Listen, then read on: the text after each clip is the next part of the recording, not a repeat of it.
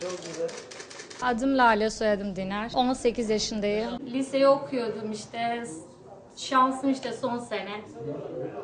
Çalışamadım. Ona çok üzüldüm işte. Bir de böbrek maalesef ameliyat dediler. İşte ameliyat olmak zorunda kaldım. Sağ olsun babam da işte böbreğini verdi. Sağlığıma kavuştum, mutluyum. Bütün doktorlara şu içtenlikle çok teşekkür ediyorum. Sağlığıma kavuştuktan sonra direkt ben okul okumayı düşünüyorum. Ben mezun oldum, lise mezunuyum. Sınava gidememiştin. Sınava girdim ben. Hani çalışmadı diye Çalışamadım işte. Hep hastane gidiş gelişti. Vallahi hastaneden çıktım. Daha işte sonra dershane kendimi kaydetmek istiyorum. Okul okuyacağım, mesleğime kavuşmak istiyorum. Benim 2 tane mesleğim var. Bir tarih öğretmeni olmak istiyorum. Bir de ilahiyat, din kültürü hocası. Onları okumak istiyorum. Mehmet Ali Güner. 7 çocuk babasıyım.